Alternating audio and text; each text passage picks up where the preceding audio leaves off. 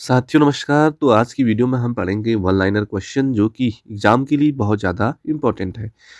पहला है, विश्व पर्यावरण दिवस कब मनाया जाता है? 5 जून को। नेक्स्ट देखिए, कार्बेट राष्ट्रीय उद्यान पार्क कहाँ स्थित है? तो साथियों उत्तराखंड हो जाएगा। थर्ड पे देखिए, काजीरंगा राष्ट्रीय उद्यान, ये आपका असम में है। अगला देखिए, जैव मंडलीय सुरक्षित क्षेत्र जिसका नाम है अचानकमार, यह कहाँ स्थित है? तो दोस्तों यह छत्तीसगढ़ में स्थित है।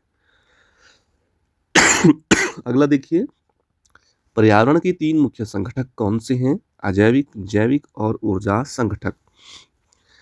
नेक्स्ट क्वेश्चन, वायुमंडल में नाइट्रोजन की प्रतिशत मात्रा कितनी होती है? तो दोस्तों 78%। सबसे ज़्यादा वायुमंडल में नाइट्रोजन ही होती है। सेकंड नंबर पे होता है ऑक्सीजन 21%। अगला देखिए, ओजोन परत अवस्थित है। तो दोस्तों ये समताप मंडल में स्थित होता है। अब समताप मंडल क्या हुआ? तो ये क्षोभ सीमा के ऊपर स्थित जो प्रदेश है उसे ही समताप मंडल कहते हैं। मेघ गर्जन वायुमंडल की किस परत में होता है? बादल का गर्जना वगैरह वगैरह। तो साथियों ये सारी दिशाएं क्षोभ मंडल में ही होती है। पृथ्वी की धरातल से ऊपर की ओर वायुमंडल के विभिन्न स्तरों का सही अनुक्रम क्या है? पृथ्वी से हम बात करेंगे तो सबसे पहले क्षोभ मंडल, उसके ऊपर वाला समताप मंडल, फिर मध्य मंडल, फिर आयन मंडल। वायुमंडल मुख्यतः गर्म होता है पृथ्वी से विकिरण के द्वारा, इसलिए गर्म होता है साथियों विकिरण के द्वारा। अगला देखिए, विश्व पर्यावरण दिवस कब मनाया जाता है? तो ये 5 जून को मनाया जाता है। 5 जून को मनाया जाता है। अगला देखिए दोस्तों, वायुमंडल को क्षोभ मंडल, समताप मंडल आदि परतों में विभाजित करने का मुख्य आधार क्या है? तापमान के अकॉर्डिंग। सूर्य की तीव्र किरणों द्वारा झुलसने से वायुमंडल की कौन सी गैस हमारी रक्षा करती है? तो साथियों ये करती है ओजोन गैस, O3। वायुदाब में अचानक आने वाली कमी किसका सूचक होती है? वायुदाब में साथियों ये होती है तूफानी मौसम का। नेक्स्ट देखिए, पृथ्वी की सतह के नीचे द्रवीभूत सेल कहलाते हैं, जो होते हैं उन्हें कहते हैं मेग्मा। मेग्मा फ्रेंड्स आपको याद रखना है। अगला देखिए, क्रेटर ज्वालामुखी छिद्र मुख्यतः किस आकृति के होते हैं? क्रेटर से याद रखना है कीपाकार आकृति के होते हैं। अगला देखिए दोस्तों, लंबे समय तक शांत रहने के पश्चात विस्फोटक होने वाला ज्वालामुखी कौन सा कहलाता है? तो सुषुप्त ज्वालामुखी। सुषुप्त ज्वालामुखी कहलाता है साथियों। लंबे समय तक शांत रहने के पश्चात विस्फोट करने वाला ये ज्वालामुखी कहलाता है। अगला देखिए, वह महाद्वीप जहाँ एक भी ज्वालामुखी नहीं है। तो साथियों ऑस्ट्रेलिया जो महाद्वीप है वहाँ पर एक भी ज्वालामुखी स्थित नहीं है। अग्निवलय कहा जाता है, ये कहा जाता है साथियों अग्निवलय प्रशांत परिमेखला को, प्रशांत परिमेखला को अग्निवलय कहा जाता है। पृथ्वी के कोर में किस तत्व की प्रधानता होती है? कोर की बात हो रही है तो लोहा और निकिल। लोहा निकिल साथियों पृथ्वी के कोर में स्थित तत्व होते हैं।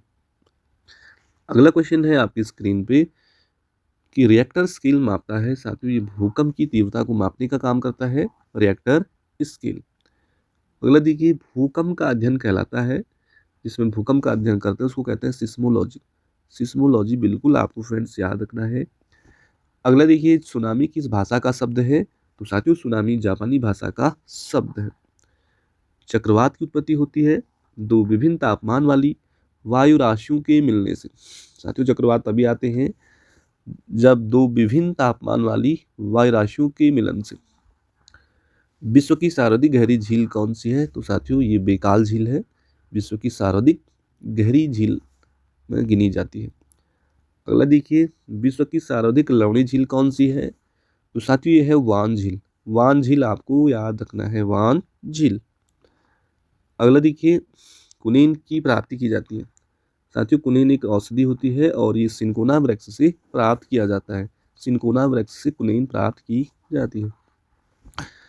अगला देखिए, जमीन पर फैलने वाली सब्जियों की व्यापारिक कृषि क्या कहलाती है? सब्जियों की जो कृषि कहलाती है साथियों उसे कहते हैं ओलेरी कल्चर, ओलेरी कल्चर। नेक्स्ट देखें हम अगला क्वेश्चन, बेसिक क्वेश्चन है साथियों ये, सेरीकल्चर का संबंध किससे है? तो सेरीकल्चर है आपका रेशम कीट से, रेशम कीट से।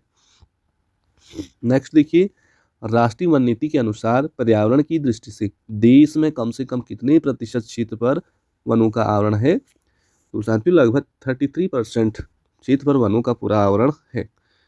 अगला देखिए, राष्ट्रीय पर्यावरण अभियांत्रिकी शोध संस्थान जिसको कहते हैं नीरी NEERI स्थित है, आपको 9 से ही याद रखना है, नागपुर में। अगला देखिए दोस्तों, बालक का जो सामाजिक विकास प्राथमिक रूप से कहाँ से निर्भर होता है? ये वातावरण से ही साथियों सामाजिक विकास निर्भर होता है। पर्यावरण शिक्षा व्याख्या करती है मनुष्य व प्रकृति के बीच सह संबंधों को। परिवार विधि कार्यों वाली एक संस्था है, यह विचार किसका था? ये था एलियट एवं मेरिल का था, कि उन्होंने कहा कि परिवार विविध कार्यों वाली संस्था है। अगला देखिए दोस्तों, परिवार एक कैसा साधन है? ये अनौपचारिक शिक्षा का साधन है। साथियों यहाँ पे खेलने, बोलने, चलने, खाने पीने की कोई बॉन्डिंग नहीं होती है, इसलिए परिवार एक क्या है? साधन है। अगला देखिए, भारत में झूम कृषि जुड़ी हुई है पहाड़ी लोगों से। भारत में झूम कृषि जुड़ी हुई है पहाड़ी लोगों से। भारत में झूम कृषि जुड़ी हुई है पहाड़ी लोगों से। अगला देखिए, भूमि संरक्षण की जिस विधि में पहाड़ी ढलान को काटकर सीढ़ियां बना दी जाती है, उसका क्या नाम है? उसका नाम है आच्छादन रोपण। आच्छादन रोपण कहते हैं उसे। अगला देखिए, वन्य प्राणियों के विलुप्त होने का प्रमुख कारण क्या है? आवास स्थान की क्षति। वन्य प्राणियों के विलुप्त होने का प्रमुख कारण क्या है? आवास स्थान की क्षति। अगला देखिए, ओजोन क्षरण के लिए प्रमुख गैस कौन सी इंपॉर्टेंट है? CFC, chlorofluorocarbon. क्लोरोफ्लोरोकार्बन साथियों।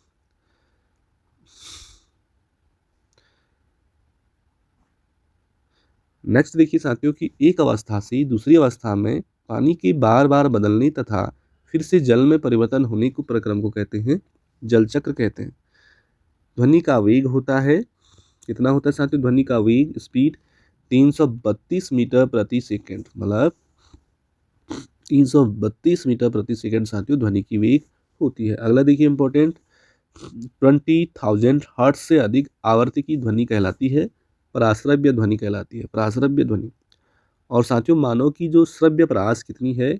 लगभग 20 से 20,000 हर्ट्ज तक ये श्रव्य सुनने की परास होती है मानव की।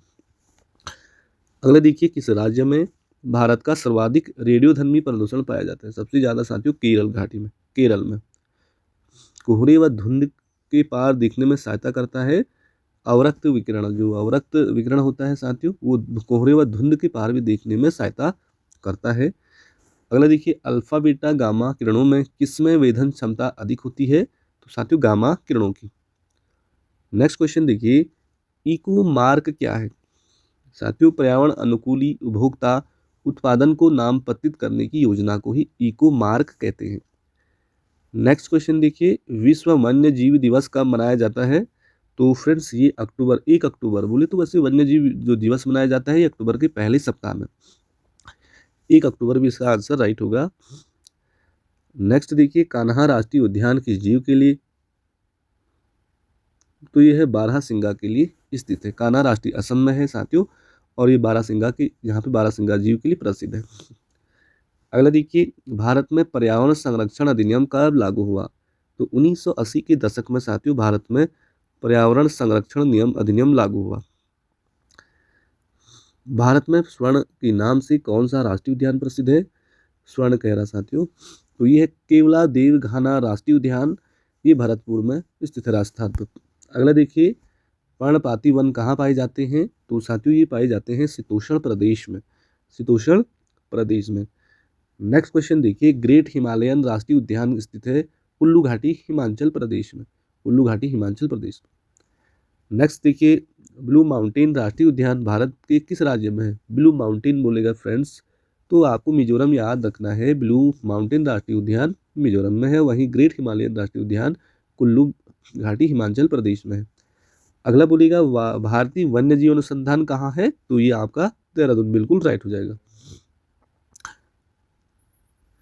नेक्स्ट देखिए, टाइगर राज्य की संज्ञा किस प्रदेश को प्राप्त है? तो साथियों सबसे ज्यादा बाघ मध्य प्रदेश में होते हैं, तो मध्य प्रदेश राज्य को ही टाइगर राज्य की संज्ञा दी गई है। अगला देखिए, नल सरोवर पक्षी विहार किस राज्य में स्थित है? तो नल साथियों ये भी आपका नल सरोवर जो पक्षी विहार है ये भी आपका गुजरात में स्थित है। जल की सबसे निचली सतह अर्थात कीचड़ में रहने वाले सूक्ष्म जीवों को क्या कहते हैं? तो बेंथोस कहते हैं। बेंथोस बेंथोस फ्रेंड्स आपको याद रखना है। नेक्स्ट देखिए, जिन जंतुओं के शरीर का ताप वातावरण के ताप के अनुसार घटता बढ़ता रहता है, उसे क्या कहते हैं? उसे कहते हैं असमतापी। असमतापी कहते हैं। जिन जंतुओं के शरीर का ताप हर मोशन में एक समान रहता है, उसे कहते हैं समतापी कहते हैं। समतापी। अगला देखिए, मानव जीवन यापन पर प्रभाव डालने वाले विभिन्न कारकों का अध्ययन किया जाता है मानव पारिस्थितिकी में, इकोसिस्टम इकोलॉजी में। पारिस्थितिक तंत्र में ऊर्जा का प्राथमिक स्रोत क्या है साथियों? तो सूर्य है। सूर्य आपको याद करना है। अप्रकाशित मंडल में रहने वाले जीवों को कहते हैं नेक्टन। साथियों, अंधेरे में रहते हैं, अप्रकाशित मंडल में रहने वाले जीवों को कहते हैं नेक्टन। नेक्टन आपको याद करना है। पर्यावरण के 3 घटक कौन से हैं? अजैविक, जैविक और ऊर्जा संगठक। वहीं हम बात करें वह वायु प्रदूषक जो प्रदूषक स्रोत के सीधे वायु में मिलते कहलाते हैं प्राथमिक वायु प्रदूषक। अगला देखिए, अम्ल वर्षा के कारण प्राचीन भवन तथा मूर्तियों के गलने को कहते हैं स्टोन लेप्रोसी। स्टोन लेप्रोसी उसे कहते हैं। नेक्स्ट है, सूक्ष्म वातावरण में पाए जाने वाले पौधे कहलाते हैं मरुद्भिद। मरुद्भिद पौधे। लौंग पौधों के किस भाग से प्राप्त की जाती है? लौंग साथियों जो मसाला होता है, पुष्पकलिका से।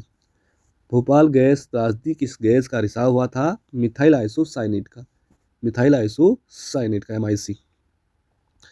फ्लोराइड के दुष्प्रभाव से होने वाली बीमारी क्या है? फ्लोरोसिस। फ्लोरोसिस फ्लोरोसिस याद रखना फ्रेंड्स। भूमिगत जल के प्रमुख प्रदूषक तत्व कौन से हैं? एक तो आर्सेनिक है, दूसरा फ्लोराइड है। भूमिगत जल के प्रमुख प्रदूषक तत्व हैं आर्सेनिक और फ्लोराइड। परमाणु रिएक्टरों में मंदक के रूप में प्रयुक्त होता है भारी जल, बोले तो D2O। D2O फ्रेंड्स याद रखना है। किस परीक्षण द्वारा जल में उपस्थित जैव ऑक्सीकरणीय कार्बनिक पदार्थ की मात्रा ज्ञात की जाती है? तो BOD से, बायोलॉजिकल ऑक्सीजन डिमांड जो ये टेस्ट होता है साथियों, इसके द्वारा। जल का घनत्व किस ताप पर अधिकतम होता है? तो 4 डिग्री सेल्सियस, 4 डिग्री सेल्सियस पे फ्रेंड्स जल की जो डेंसिटी होती है वो सबसे ज़्यादा हाई होती है। बायोगैस में किस गैस की सर्वाधिक मात्रा पाई जाती है? मीथेन को। उसका फॉर्मूला होता है CH4, मीथेन गैस। केंद्रीय मृदा संरक्षण बोर्ड की स्थापना कब हुई? मृदा कह रहा है 1953 में। 1953 में। भारत में वन महोत्सव के जन्मदाता कौन है? KM मुंशी को साथियों भारत में वन महोत्सव के जन्मदाता माने जाते हैं। तो फ्रेंड्स, इस वीडियो में इतने ही क्वेश्चन देखते हैं और सारे क्वेश्चन इंपॉर्टेंट हैं। पूरा जो साइंस है, जनरल साइंस है, इन्वायरमेंट EVS है, उससे बिल्कुल क्वेश्चन इकट्ठे आप लोगों के लिए तैयार किए गए हैं। परीक्षाओं के लिए बहुत ज़्यादा इंपॉर्टेंट है। चाहे आपकी पशुधन प्रसार अधिकारी हो या प्रयोगशाला सहायक हो या प्रवक्ता स्क्रैनिंग हो, तो साथियों कहीं ना कहीं पुलिस हो, ये क्वेश्चन आपको जनरली देखने को मिल सकते हैं। तो फ्रेंड्स, लाइक शेयर ज़रूर करें। धन्यवाद।